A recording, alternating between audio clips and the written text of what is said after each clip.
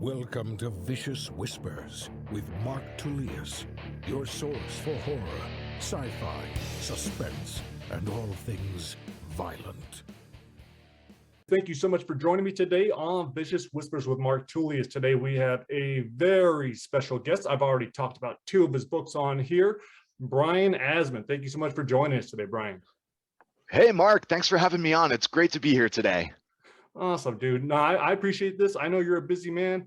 You are probably the person I point out to people when they ask me about hustling and what it means to push yourself and whatever else. Because I know with the success of your latest book, your novella, Man, Fuck This House, I'm guessing there's a lot of people that think, oh, he just lucked out. Oh, he just got, it was because of the title, it was because of this, it was because of that. It's like, man, you're fucking hustling.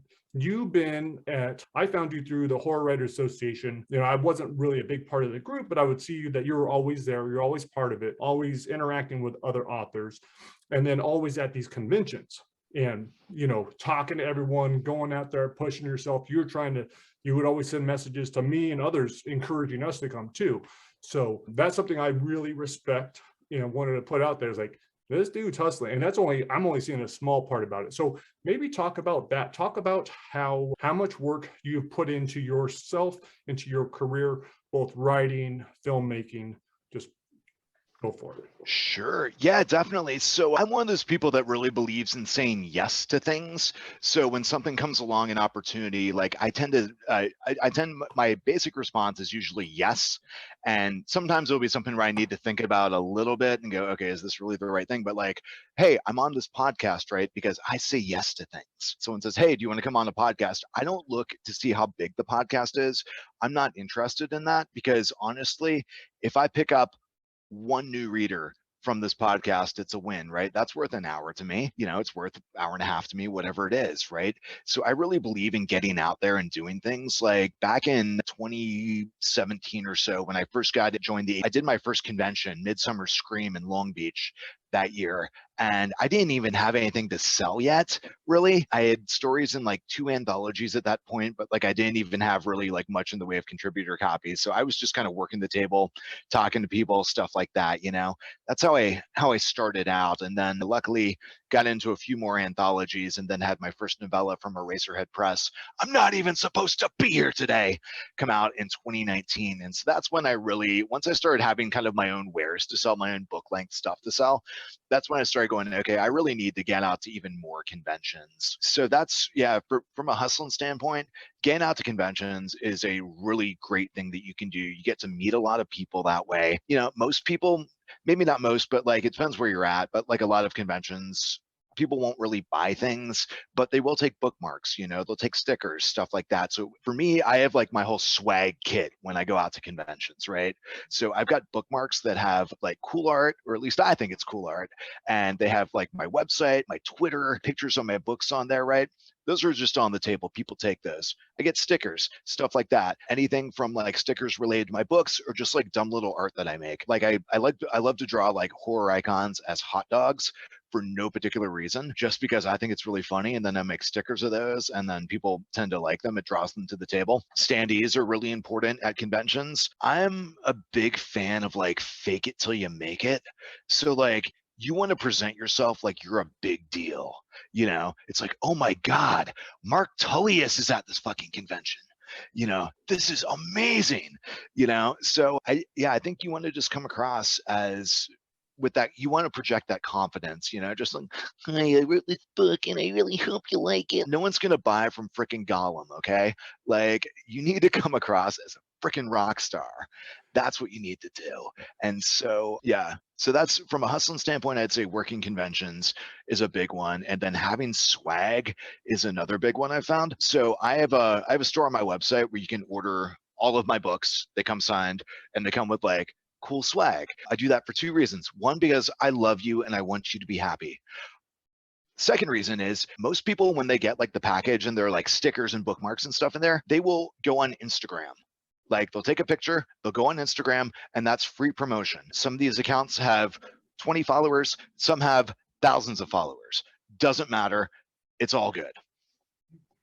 That's awesome. Dude, and going back to your energy, your confidence, That's something that I really appreciate. That's something that I felt. It's something that it's rubbed off on me, because I've always been the Oh, guy thanks, that's man. been like, man, yeah, I have a book, but you probably won't like it. And, just not having that confidence and just be like, well, who am I? I've only had this many sales. It's so easy to put myself down. But being around you, being like, no, like, fuck it, let's go have some fun. Like, we did this, we have something good, let's go share it with people. And so, dude, that definitely has helped me. I appreciate it, and I think that's a great message to send to other authors. Thanks, man. Yeah, I was no just going problem. to chime in with one thing. This is a persona that I've adopted over the years that is me now, but like I have been, and I still am in some ways, a very, very, very insecure person. I've grappled with social anxiety. I've felt out of place. I went for years having like crazy panic attacks in public, right? And so this isn't like Brian's natural state of being Mhm. like super cool, like blah blah blah. I'm an awesome dude. Like I am like terrified of rejection. I'm terrified of all the things that you're terrified of. I've just decided to work on that shit. That's awesome. That's awesome. Yeah, because I have all that, and I definitely, my attitude with this podcast, I had one before, and again, it had that less energy, didn't have the positivity, and yeah, man, I was like, okay, yes, those things are there, but yeah, let's not let them interfere with this, and this is, I feel like this is who I am now, like, and that's who you are. It's not like it's a fake persona. It's just like, Right. no, it's like we're getting rid of that stupid negative voice that we don't need, that isn't helping us, you know. Yeah, you find that little shred of confidence inside yourself, and then you lean into that. You find ways to build on that, and you think about like, when someone tells you that they loved your book, that's the thing you try to retain. When someone tells you that your book's a piece of shit, you try and go, okay, like that's cool. They thought enough of my book to tell me it was a piece of shit. That's kind of Yeah, cool. I had an yeah. effect on them. That's cool. Did you go through any depression, anything writing related? Especially, I know, dude, writing that first book, you think it's awesome, everyone's gonna fucking love it, and then not even your friends pick it up, and you're like, so have you gone through that? Did you ever feel like just saying, man, this isn't even worth it? And if so, what did get you through it? Yeah, definitely. I've grappled with depression literally all my life. I remember being taken to a psychologist at like 8 years old or something like that. And so I've, in my latest collection, Neo Arcana, which is only available through my website and at conventions, that kind of it's a bit of a departure for me, but it kind of addresses in some stories my depression and my battles with it, right? So yeah, I've gone through that specifically to writing. Yeah, I mean, I think everyone grapples with that. Everyone grapples with imposter syndrome. Everyone grapples with the idea that like, am I making a difference? Is there any point to this? I think almost every writer finds when you have a book out that like there's a lot of people in your life who think it's very cool that they know a writer, but they have no interest in reading your book. And that's okay. Mhm, I've just decided, you know what, like not every person in my life has to be everything to me, right? mhm. They can be someone that I go out for buffalo wings with, and they don't have to be someone that I talk that reads my book and likes my book. As long as they're not actively discouraging me, like they can still be in my life, and that's fine. But it's also a cumulative effect, right? So I found over the years that the more you stick around, the more people are willing, more people, like I call them civilians, right? People outside the horror industry. The more civilians are willing to take a chance on your books. I've known a lot of people from high school and college who they didn't check out my first book, my second book, my third book, but they'll like message me, oh my God, I just bought your book. Like, and it's like the fourth one or something like that. But that's awesome, because now they're going to go back and read the other ones, because they're like, oh yeah, there's something to this. Here's hoping. And that's something that's really cool too, how unique your writing is. Because that would be, a lot of authors would get direction like, hey man, maybe you should write something more mainstream, not like, it's definitely out there. But dude, read Jailbroke, and I was like, that was the first thing I read like that. That was super cool, Thank you. violent, smart, fast, good action, good characters. That's what made me want to. I would have read Man Fuck This House just for the title, but so I went in knowing it was going to be good. But again, that's something I've never seen in a haunted house story, and I'm not usually someone that's into like anything bizarre. And so when there's the big scene with the house, I was surprised that didn't throw me out. Like I was like, oh man, this is awesome. This is cool. This is something I normally wouldn't even dig, but I'm right there with it. So yeah, great job with that. Thank you. Yeah, I really think it's important that like for me, my approach is just I write the books I really want to read. And like, that's just it, right? Like what book isn't out there that I would love to read? That's my approach. That's awesome. One of my friends was asking about your book. What's the hardest scene that you've ever had to write? Can you think about that? Is there anything that's difficult to write? Like, is it sex? I know for me, I have a hard time with sex scenes. I have a hard time with some extreme horror. Is there been any, or like maybe something personal? Has there been any scene that like was really difficult for you to get through? Oh, that's a really interesting question. And I think there are scenes that are perhaps more difficult, like logistically, as far as like how I'm going to compose this particular scene, right?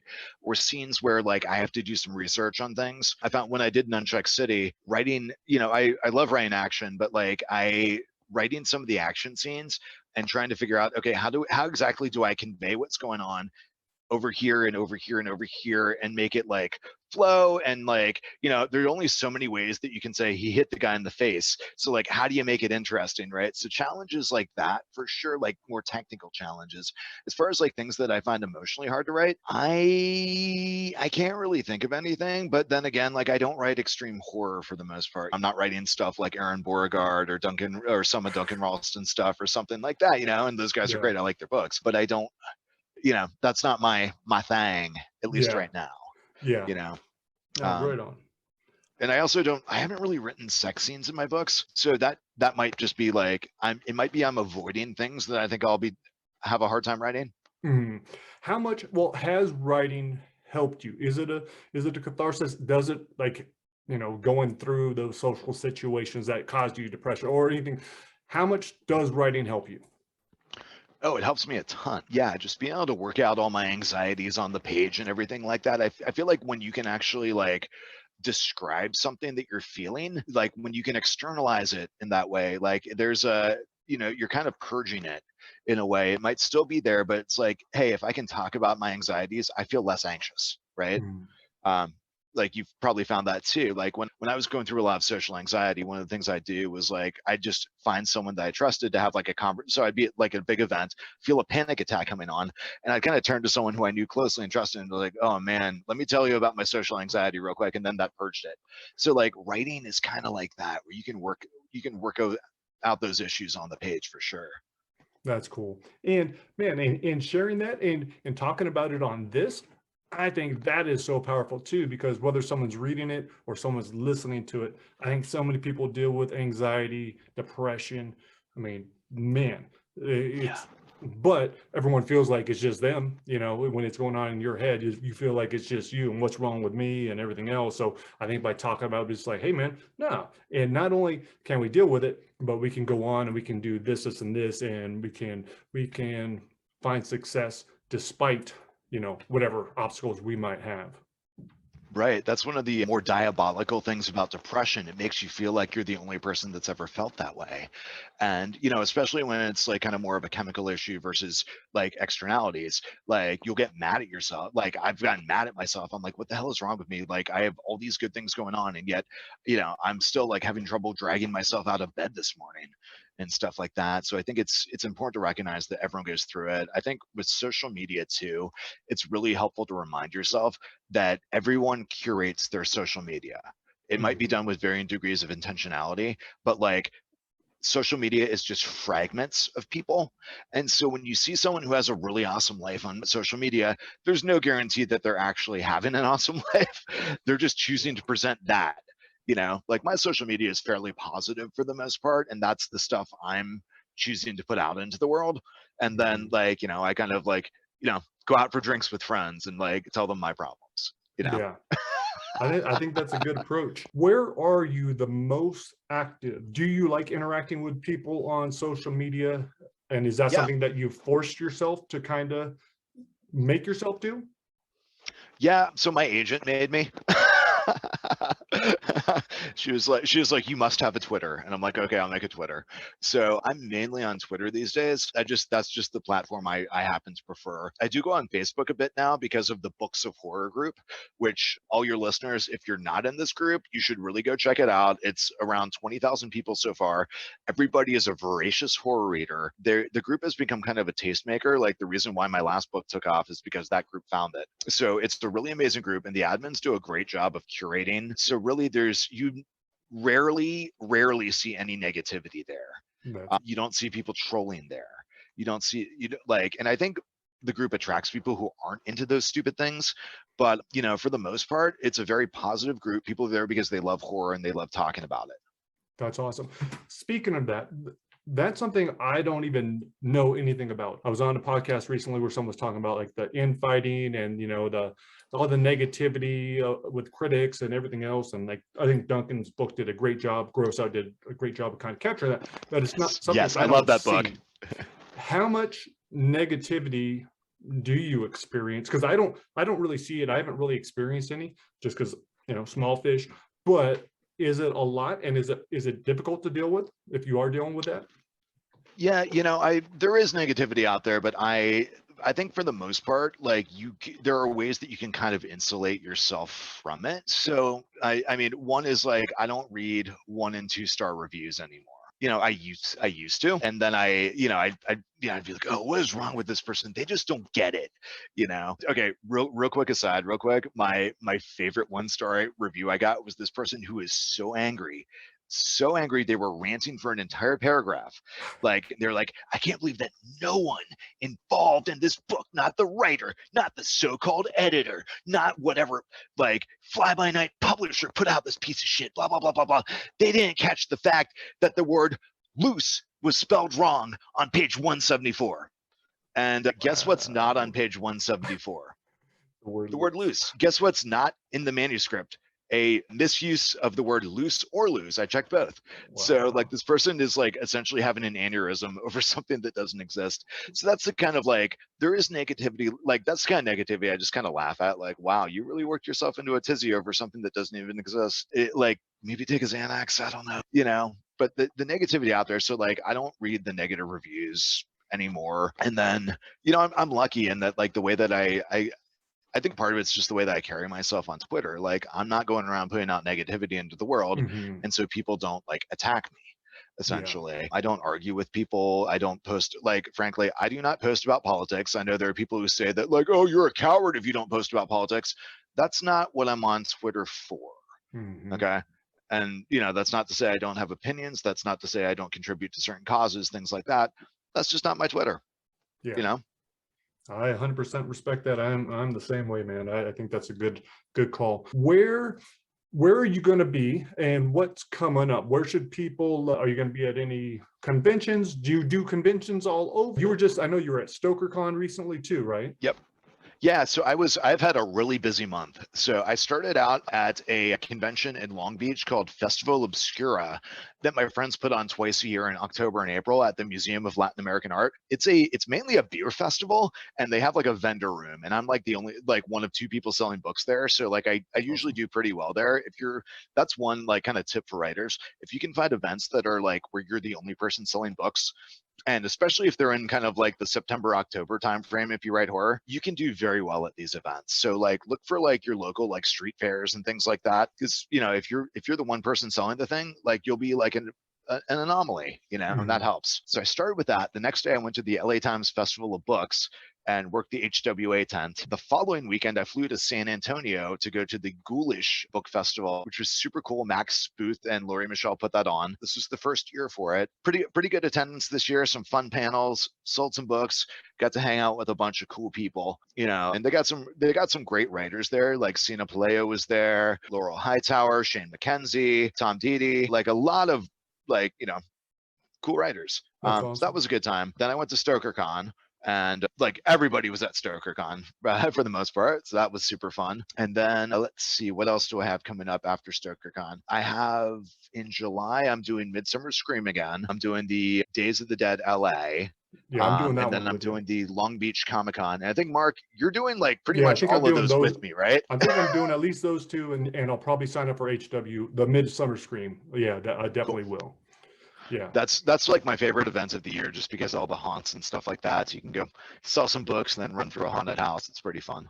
Yeah, but again, and maybe finishing with that, those are opportunities. Like you gave me the opportunity with Days of the Dead. You also brought me the opportunity for the Comic Con. Those are ones that I wouldn't do on my own. If it was something else, I would have been looking at like, instead of thinking of it as opportunity, I'm thinking of it as like, oh, how many hours is that going to take? Am I going to be depressed? I don't sell much. All these other things that are like, no, this is going to be awesome. If nothing else, I'm going to go hang out. Well, I'll have a great talk with Brian, whatever. I'll go enjoy the day. I'll meet some people. It's opportunity. So thank you for taking this opportunity to come on this podcast. It's super cool to connect. Dude, it's awesome seeing your career taking off. It is inspiring. That's super cool. So yeah, man, you and Duncan, watching you guys rise, very, very awesome. So Thank keep it you. I up. really appreciate that. Yeah, dude. And again, for others that are watching, follow his lead. Stay positive.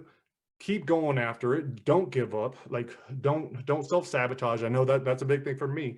And yeah. So where should people go to get your latest? Is it you said your website? Is that the best place to go to get your books? Yeah. So my website, brianasmanbooks.com, there is a merch section where you can buy all of my books. They all come signed, they all come with swag, and I usually ship them out within 1 to 2 days of ordering. So I'm pretty religious. They know me very well down at the post office now at this point, because I'm there almost every day. They don't even ask me what I need anymore. It's great. So yeah, if you go to my website. So also, if you want to buy ebooks, like you can totally buy ebooks. My books are on Amazon, Barnes and Noble, bookshop.org, Target. There's a lot of indie booksellers that are carrying these, including I was just in Chicago last weekend on a 3-hour layover, and I went to Bucket of Blood Books, which was super great. If you're ever in Chicago, go check that place out. Verbatim Books here in San Diego has been a big proponent of my stuff. A number of Barnes and Nobles are carrying my books as well right now too. I want to emphasize to everyone, there's literally no wrong way to buy my books, but if you do want signed copies, go to brianasmanbooks.com and check out the merch section. That's also the only place where you can get my new collection, Neo Arcana, which has 2 previously published short stories and 5 completely original stories that you cannot get anywhere else. And I have that in ebook and paperback on my website. Awesome, man. Well, I'll be sure to share that too in my newsletter this week. I know it's good stuff because it's sometimes hard to find stuff that I like to read, man. I'm pretty picky. So when I find an author that I like, yeah, I like to share them. So dude, thanks again for coming on. I really appreciate this. Best of luck with everything. I will see you probably at Midsummer Scream. And until then, thanks for coming on. All right. Sounds great. Thanks a lot, Mark.